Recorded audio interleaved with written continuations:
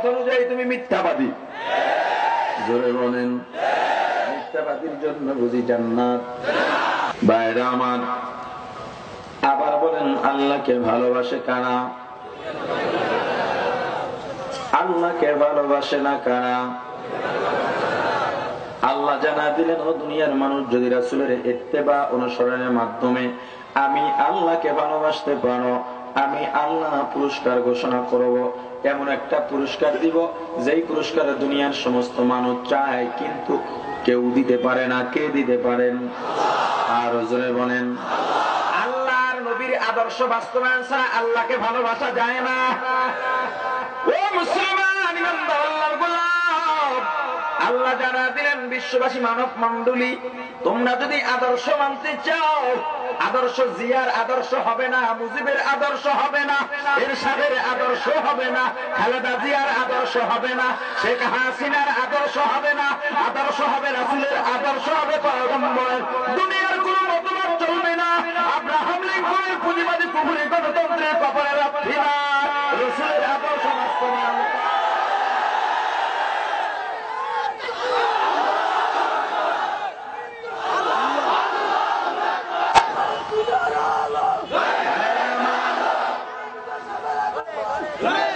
আদর্শ বাস্তবায়ন করবো কার? আরো যারা বলেন, আদর্শ বাস্তবায়ন করবো কার? আল্লাহর আদর্শ। বলি কার আদর্শ? ও মুসলমান ইমানদার আল্লাহর নাম, রাসূলের আদর্শ বাস্তবায়ন করতে হবে। মানব রচিত সংবিধান বাস্তবায়ন করা যাবে না। দুনিয়ার মানুষ যেই জিনিসটা ভালো সেটাকে গ্রহণ করতে চায়, অন্য কোনটা গ্রহণ করে না। মাছ বাজারে যায়, কোন মাছটা ভালো সেটা কিনে। ফলের বাজারে যায়, যেটা পচা, আপনাদের রায়পুরের মানুষ, লক্ষ্মীপুরের মানুষ পচাটা কিনে, মাছ বুঝি পচাটা কিনে। সব জিনিস ভালো, সব জিনিস ভালো। আদর্শ মানার ক্ষেত্রে তুমি ভালো আদর্শ কেন মানো না? না জানি বুঝি আল্লাহর কোরআন বিশ্বাস করতে পারো নাই। ও যুবক, কি চিন্তা করছো রে আল্লাহর গোলাম? কি ব্যাপার তোমার চুলের সাইজ এমন? হুজুর আমি মেসির ভক্ত, আমি রোনাল্ডোর ভক্ত, এজন্য এভাবে চুল রাখি। তোমার একটা ভাল্লুক, একজন নাফরমান খ্রিস্টান, একজন কাফের মুশরিকের চুলের সাইজ ভালো লাগলো, পয়গম্বরের চুল তোমার কাছে ভালো লাগে না, পয়গম্বরের আদর্শ ভালো লাগে না, তোমার জীবনের মডেল পয়গম্বরকে বানাইতে পারে নাই। বুঝা গেল মুসলমান দাবি করতেছ গায়ের জোরে, পরকালে তোমার শান্তির কোন লেশ মাত্র দেখা পাইবা না। ও মুসলমান ইমানদার, গায়ের জন্য পাগল হইছো? আল্লাহ জানা দিলেন, আল্লাহ ঘোষণা দিয়া দিলেন, তোমরা যদি আদর্শ মানতে চাও, আমি আল্লাহ ঘোষণা দিয়া দিলাম সারা পৃথিবীর মধ্যে সর্বশ্রেষ্ঠ আদর্শ কার? আল্লাহ জানা বলেন, লাকাদ কানা লাকুম ফি রাসূলিল্লাহি উসওয়াতুন হাসানা। দুনিয়ার সর্বশ্রেষ্ঠ আদর্শ হলো পয়গম্বরের আদর্শ। हम सिराते मुस्तफा बर तमामी हाले युकुन इत्तिबा इत्तिबाए सुन्नते खैरुल बशर गिरे लाजिम ताबुयाबी आए पेशार मोहम्मद अरबी हैवा नबी रास्ते पेशवा मोहम्मद अरबी है नबी रास्ते पे शोआ, मोहम्मद अरबी है नबी रास्ते पे शोआ, आलम हुआ उसकी पैदाइश से उजाला, आलम हुआ उसकी पैदाइश से उजाला, शफीउल उमम हमारा नबी रोज क़यामत शफाअत करेगा अल्लाह के पास गुनाहगार उम्मत, शफाअत करेगा अल्लाह के पास गुनाहगार उम्मत। ও মুসলমান, রাসূলের আদর্শ মানা লাগবে কি লাগবে না? ব্যক্তিগত জীবন, সাংসারিক জীবন, সামাজিক জীবন, অর্থনৈতিক জীবন, রাষ্ট্রীয় জীবন, রাজনৈতিক জীবন, আন্তর্জাতিক জীবন, কোন জীবন বাদ যাবে না। প্রত্যেক জায়গায়, প্রত্যেক জীবনে রাসূলের আদর্শের পতাকা উড়াতে হবে। तू मर्द मुसलमान हो, तू मर्द मुसलमान, तू मर्द मुसलमान हो, तू मर्द मुसलमान।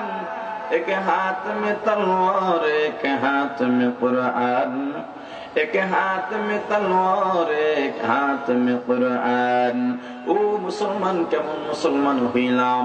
বিশ্বের এক প্রান্তে যদি রাসূলের প্রেমিক যারা, নবীর আদর্শের প্রতি যাদের ভালোবাসা আছে, যারা রাসূলকে ভালোবাসে, রাসূলের ভালোবাসার ঈমান আছে, আল্লাহর ভালোবাসার ঈমান আছে, যদি পৃথিবীর এক প্রান্তে একজন মুসলমান আঘাতপ্রাপ্ত হন, অন্য প্রান্তের মুসলমান যদি শুনতে পান, ওই মুসলমানের দিলে যদি আঘাত না লাগে, বুঝবা পরিপূর্ণ মুসলমান এখনো হইতে পারো না। তোমার আমার পার্শ্ববর্তী রাষ্ট্র মায়ানমারের মধ্যে গণহত্যা চলতেছে, রোহিঙ্গা মুসলিম মুসলমানের কোনো নিরাপত্তা নাই, তাদের ঘর বাড়ি আগুন দিয়ে জ্বালায় দিছে, মায়ের সামনে সন্তানকে গলা টিপে হত্যা করা হয়, বাবার সামনে মেয়েকে ধর্ষণ করা হয়, সন্তানের সামনে মাকে ধর্ষণ করা হয়, ছোট ছোট শিশুদেরকে বর্ষিতে ঝুলায় রাখা হয়, প্যারাক দিয়া ওয়ালের সাথে বেঁধে রাখা হয়। ও মুসলমান ইমানদার, আগুনের মধ্যে জ্বালা দেওয়া হয়। ও আল্লাহর গোলাম, আর কত ঘুমাইবা ঘুমাইবা? মা একমাত্র বেঁচে আছেন, বাবা শহীদ হয়ে গেছেন, ভাই শহীদ হয়ে গেছে, বোন শহীদ হয়ে গেছে, 5-6 বছরের কন্যা সন্তান, মা 5-6 বছরের কন্যা সন্তানকে কোলের মধ্যে নিয়ে দৌড়ে, সন্তান জিজ্ঞাসা করে, মা গো, তোমাকে তো কোনোদিন পর্দার বাহিরে বের হতে দেখি নাই, ও মা তোমাকে তো কোনোদিন দৌড়াতেও দেখি নাই, মা গো তুমি কেন কান্দো? তোমার চেহারার মধ্যে ভয় কেন? মা তুমি জবাব দেন না, একবার পিছনের দিকে তাকান, আবার সামনের দিকে দৌড়ান।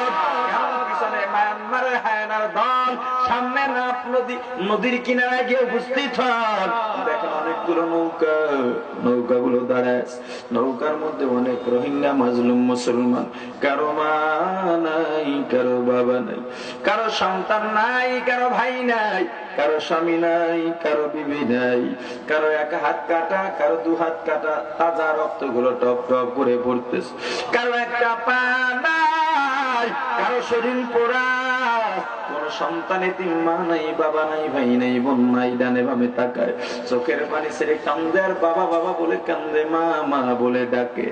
সন্তানের মা এক লাফ দিয়ে নৌকার মধ্যে উঠে গেছে, নৌকার বাজি, নৌকা ছেড়ে দে, নৌকা ছেড়ে দে।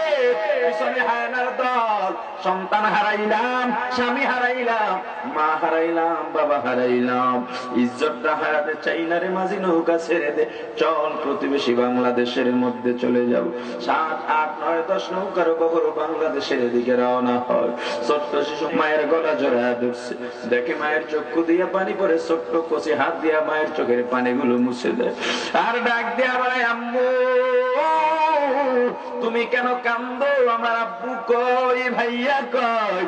বলে, ও মা গো, তোমার বাবা নতুন বাড়ি গেছে, তোমার ভাইও নতুন বাড়ি গেছে। মেয়েটা ডাক দিয়ে বলে, আম্মু আমিও আমার আব্বুর কাছে নতুন বাড়ি যাব। সন্তানের মা চোখের পানি ছেড়ে কান্দে, আর চিন্তা করতেছে, খোকু তো জানে না তার বাবা কত নতুন বাড়িতে গেছে। আল্লাহর দরবারে কান্দে, আর বলে,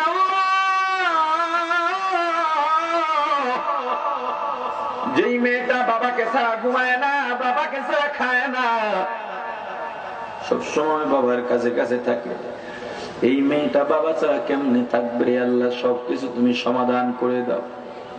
এর মধ্যে শিশু ডেকে বলে, মা গো আমরা কোথায় যাই? বলে, আম্মু আমরা আমাদের প্রতিবেশী এলাকায় যাই। বলে, আম্মু রে সেখানে কি আমাদেরকে কেউ মারবে না? বলে, না সেখানে তোমাদের কেউ মারবে না। ও আম্মু সেখানে আমাদের সামনের থেকে খাবার পেনে টেনে নিবিনি? বলে, না নিবি।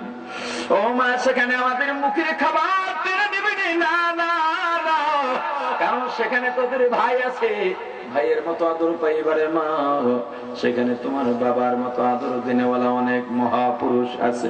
চলো মা চলো, কেউ মারবে না, কেউ মারবে না, কেউ মারবে না। ও সন্তানের মা বাবা সন্তানকে গুলি করে নদীর মধ্যে ফালায় রাখছে, চরের মধ্যে ফালায় রাখছে। অনেকে ছবিতে দেখছেন, একটু কি দিলের মধ্যে নাড়া দেয় না, বিবেকের মধ্যে নাড়া দেয় না। একটু ওই সন্তানের কাছে তোমার সন্তানটা কল্পনা করো, আল্লাহর গোলাপ, চোখের পানি রাখতে পারবা না, চোখের পানি রাখতে পারবা না। নৌকাগুলো জোর কদমে যাইতেছে, বাংলাদেশের কাছাকাছি আসার পর হঠাৎ করে আওয়াজ শুনতে পায়, চারিদিকে মানুষের আওয়াজ। কি ব্যাপার, কি ব্যাপার? বাংলাদেশের সীমান্ত রক্ষীরা নদীর পাশে দাঁড়ায়, বাংলাদেশের রক্ষীরা ডাক দিয়ে বলতেছে, রোহিঙ্গা, বাংলাদেশে ঢোকার তোমাদের কোনো অনুমতি নাই। সন্তানের মা হাত জোর করে গামদার বলে, ভাই গো, ফিরে দিও না, তারা দিও না, তারা দিও না। কোথায় যাব, যাওয়ার কোন জায়গা নাই। সন্তান হারাইলাম, স্বামী হারাইলাম, মা হারাইলাম, ভাই হারাইলাম, অসহায় আমরা, বড় অসহায়। থাকার কোনো জায়গা নাই, খাওয়ার কোনো কিচ্ছু নাই। এই ভাইরা তারা দেও না, কে কার কথা শুনে? শিশু ডাক দিয়া বলে, মা গো, আমাদের প্রতিবেশী রাষ্ট্র কই, আমরা কোথায় যাবো? আমাদের ভাই কই, আমাদের বাবা কই? এরা কেন আমাদেরকে তাড়া দেয়?